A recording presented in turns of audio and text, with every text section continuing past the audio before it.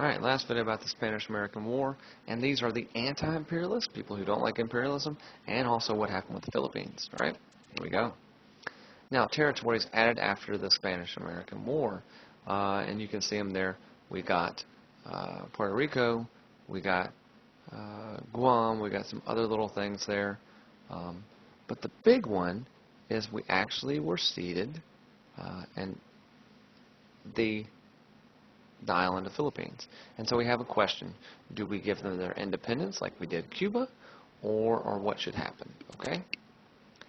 Now, and there you have the big question, Philippine annexation. Now, this is an anti-imperialist cartoon because as you see McKinley wondering, should we add this, you have the woman of justice actually showing an African-American hanging from a tree, a lynching. In other words, you're worried about civilizing this heathen nation, and you have a lot of problems you haven't solved at home. Okay? And so that was the major thing we had to figure out. Now, anti-imperialists were saying you should grant them their independence, and you should not take them over. Now, some leading anti-imperialists were Mark Twain, Andrew Carnegie, and Jane Addams. They said you need to practice what you preach. If you're the big democratic nation you're saying you are, you need to be all about democracy. Now, Aguinaldo actually leads an insurrection. He actually helped America get rid of the Spanish, and then he begins to fight against the Americans.